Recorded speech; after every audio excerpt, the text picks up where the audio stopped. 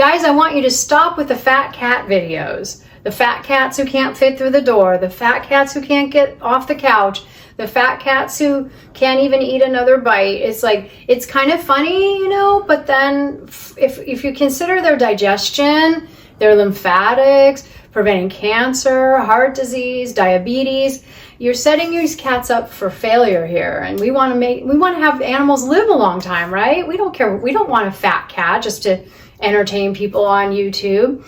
So today I'm going to talk about constipation. Super important that you guys know what's going on with your cat's stool. Okay, you guys, today I have a special treat for you. We are going to show a video on Cascara sagrada. It's one of the best herbs we use for constipation. You have to know how to age this cascara. You have to know how to prepare it into tea. I'm going to talk about that in a few minutes, but first, I want you guys to realize that having a fat cat makes them more prone to constipation. If you have a cat that's constipated, he's probably overweight, and you have to change the diet. Hey everyone! Today's, this month's herb of the month is Cascara sagrada. It's a Rhamnus genus, and it has numerous species. It grows from Northern California all the way up into Alaska. I think in Washington it really mostly I think it only grows on the west side of the Cascades, so it likes a little bit of moisture. And it's interesting, here's a Cascara leaf kind of close up, and I picked one. I should say, in this location the root system may not be 100% happy because, so that's the back of it, and there's the front of it. It's a lovely plant. And you can see all the little berries. What I was going to say is, in this location it's getting eaten up by bugs a lot, and bugs love Cascara, and I think that's because it's so wonderful and medicinal. And there might be a lot of constipated bugs out here, because what this is used for is a laxative. Not a mild laxative like Oregon grapefruit or aloe. Those are kind of more cooling laxatives. I think this is more neutral, but it's definitely an active. This plant is so active that even though it's used as a laxative, if I took a piece of it, and I won't because I feel kind of bad that the bugs are getting it. If I took what's medicinal here is the twigs. You would use twigs. You would use old stems, old bark. It's the bark. The bark is what's useful here. And if I made a tea out of it, what would happen to me? I'd have really bad pain. Okay, so that's how much of a laxative it is. So you have to age this plant for at least a year. You have to cook it you have to get up to past 180 degrees, which most people just age it for a year or two before they would ever make a tea out of it. And that's really important with this herb, because this is not like nettles or even Oregon grapefruit's really mild compared to this, although it's a stronger medicine. This is really, to me, it speaks to, if we ate correctly in general, which we don't, we're all addicted to carbohydrates. Our fiber level and we should have more soluble fiber, more insoluble fiber. So, would I give this to a dog that's constipated? No. I would try to use something like pumpkin.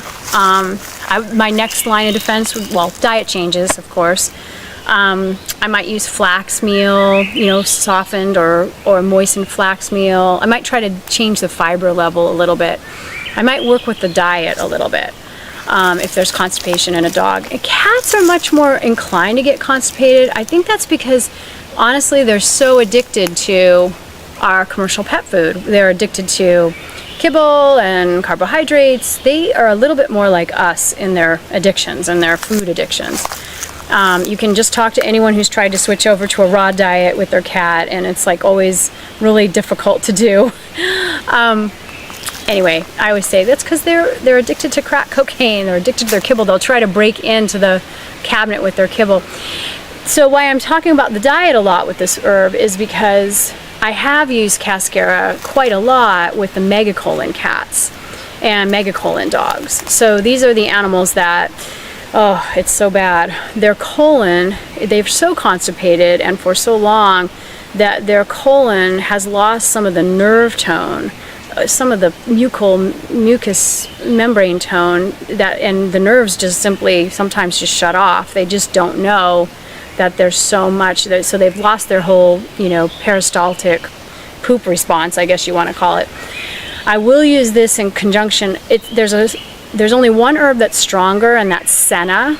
And senna, in my mind, is nothing anyone should ever have to take. I mean, and it's a little bit the same with Cascara, but that didn't stop people from harvesting the schnoggins out of it.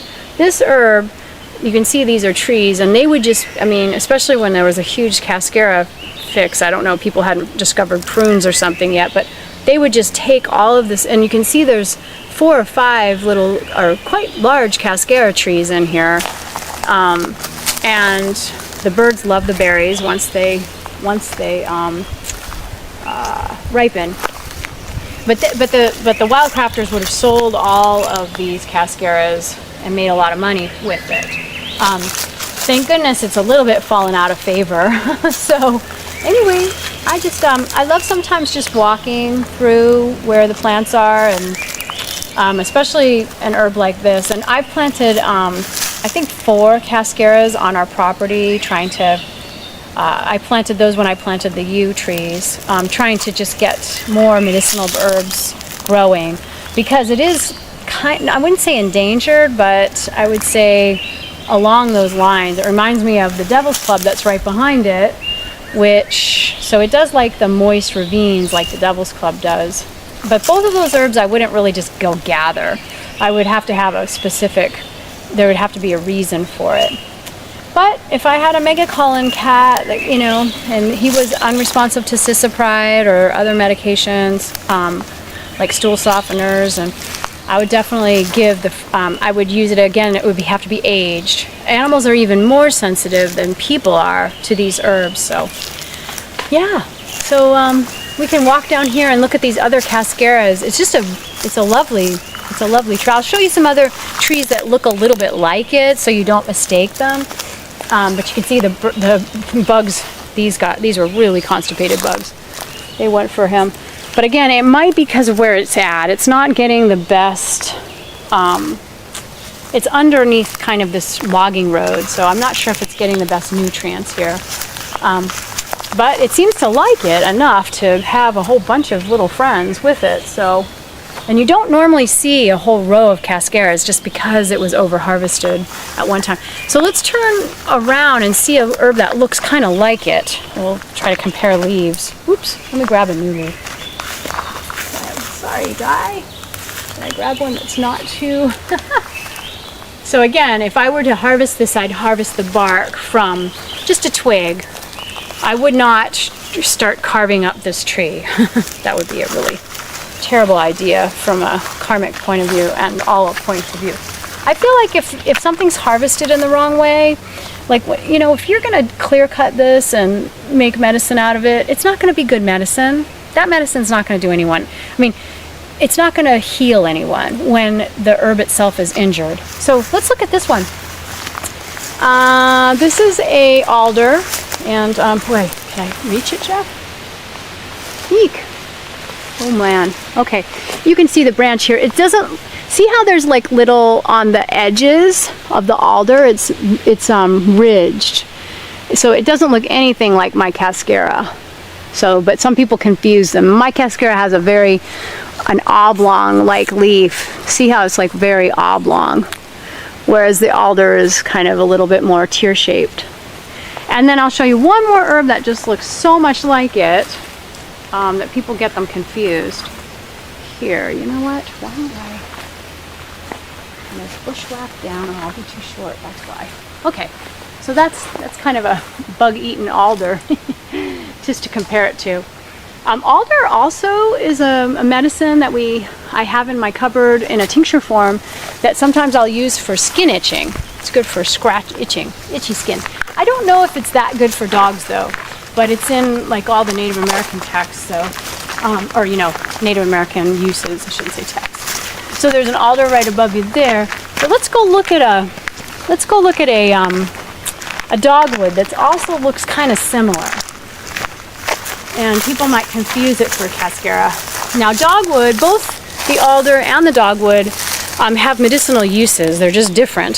So if you're constipated and you go to the woods and you get this herb, you may be sorely mistaken. So this is a dogwood tree here, and a few different dogwood species. So it's anti-inflammatory. We use a Jamaican dogwood in our anti-inflammatory powder, but it also has these berries and they kind of look the same, but you can see my Cascara leaf looks quite different than that. See if we held it like that. See, those don't look alike, but, and you can always tell Cascara because look at the back of it. Isn't that beautiful? And the back of the dogwood is totally different.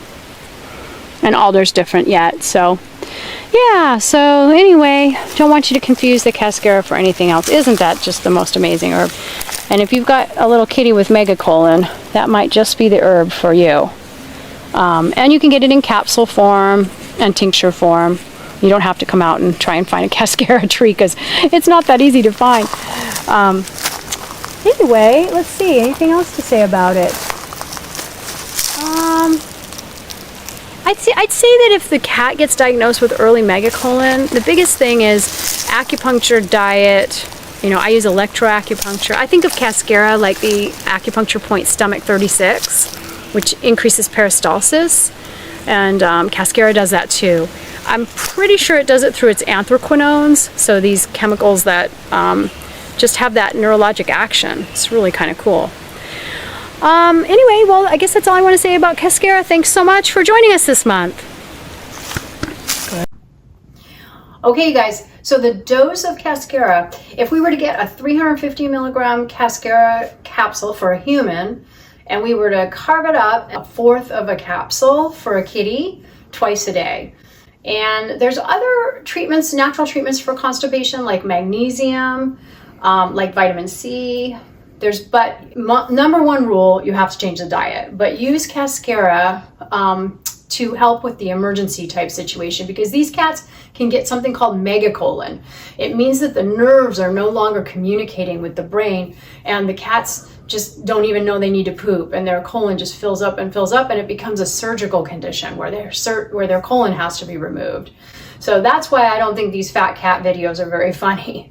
If you have Cascara sagrada, as I show it in the video, and you've aged the bark, then what you need to do is take a teaspoon of that aged bark, chopped up, and go ahead and make a little decoction out of it with hot water. So you boil hot water for 15 minutes, a teaspoon of bark to about a cup of hot water, and then keep that in the refrigerator and give the kitty a couple of teaspoons twice a day in with the food, and see if you can get that constipation better within just a few days.